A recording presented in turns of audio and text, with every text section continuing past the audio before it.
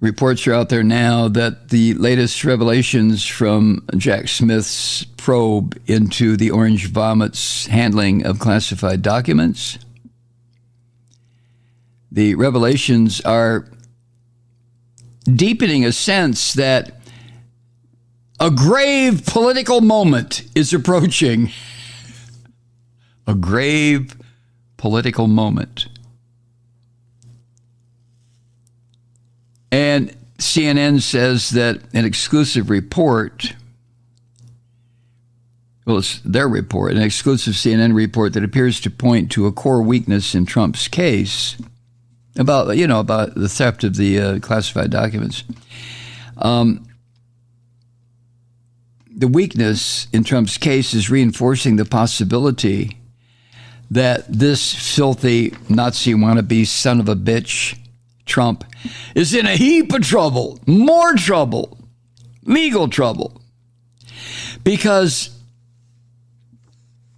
there is now surfacing possible evidence that the orange bastard knew that his claims that he could simply declassify material by thinking they're declassified. They're declassified. Well, that's done.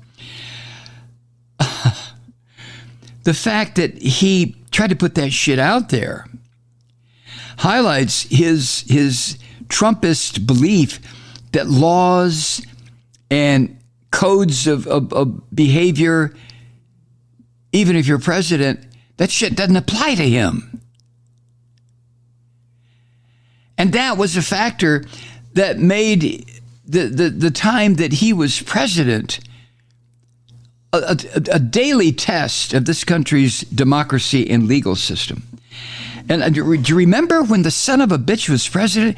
And I can remember going on the air and saying, Jesus Christ, every day it's something else, some further destruction of the structure of this country, some further asinine comment out of Trump's mouth that indicates he A, doesn't know what he's doing as president, but B, is determined to destroy everything. Do you remember that? I do.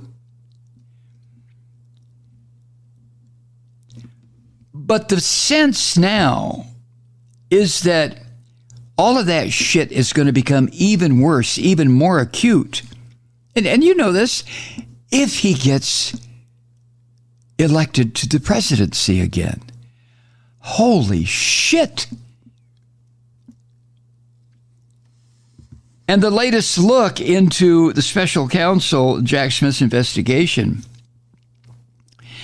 according to CNN, it shows that while any charges against Trump for potential violations of the Espionage Act and obstruction of justice might and probably will be justified in a purely legal context, but they would come with what CNN calls a high level of responsibility to explain to the public why such a step in a potentially complex case was merited in the charged atmosphere of a presidential election, which, by the way, you know this, I know this.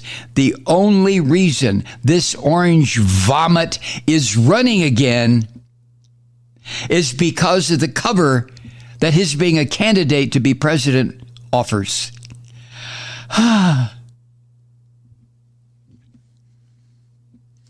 On the one hand, there's nothing more sacred, I guess, than protecting this country's secrets. That's what I've been told. Especially the secrets that the U.S. government has on our allies even, and revealing those secrets could harm them.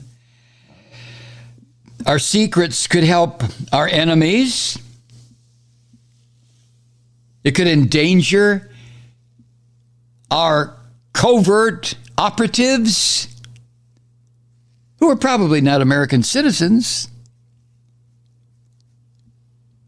but they provide information to our intelligence agencies. Look, let us not be naive.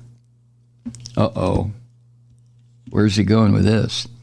Let us not be naive, my brothers and sisters, into believing that there is no real need to maintain information on everybody, every country.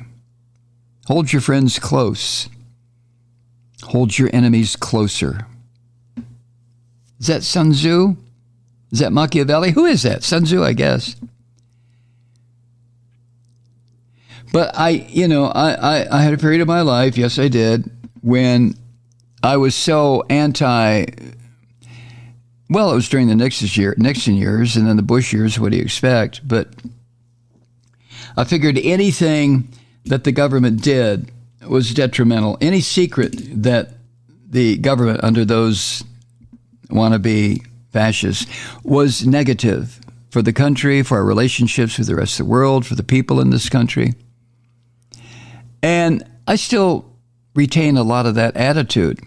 On the other hand, there is also, what's the term, realpolitik, that says, look, don't be a little snowflake, to use the right-wing term, to be a little snowflake, to think that everything is okay. And if it isn't okay, Mikey, you're going to run screaming into your closet and wet yourself. Ah!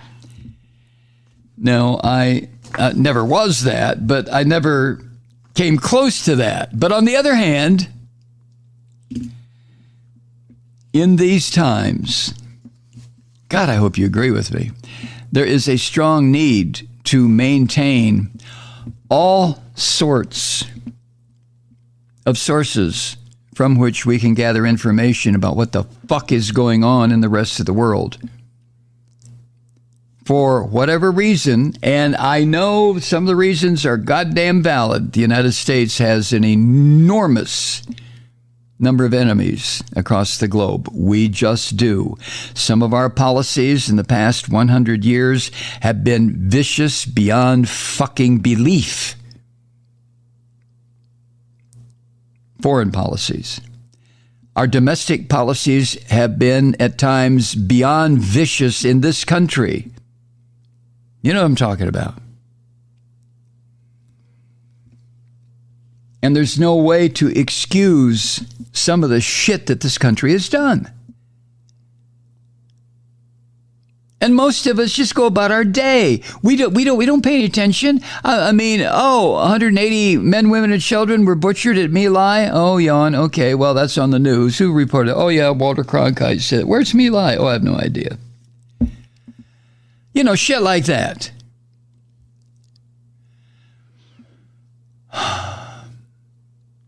We just don't, we can't process it. We can't handle it. I doubt seriously if the people in 1944, 1945, was near the end of the war in Europe, when a decision was made by the Brits and the Americans to firebomb cities in Germany. How about Dresden? Let's pick Dresden. Dresden never did a fucking thing. I mean, it was the center of art and creativity and music and Dresden dolls and shit like that. So the United States and the British Air Force dropped thousands of tons of gasoline bombs, incendiaries, and there was no place to hide for the citizens of that town, that city, Dresden. Tokyo was another example. Jimmy Doolittle's raid on Tokyo in what, 1942? Early in the war, firebombed. More people were killed there than in Nagasaki. We've done some shit, you know what I'm saying? We've done some horrible stuff. Horrible stuff. I just can't get to the point where a lot of my leftist friends got to in the 60s and 70s. Like members of the Attica Brigade, had nothing to do with the prison. The name was taken from what happened there. But friends I had, extreme leftists in the Attica Brigade, who really wanted to burn down, literally, the institutions of oppression in this country. oppression within the borders of the country and oppression outside the borders. And Nixon was the target.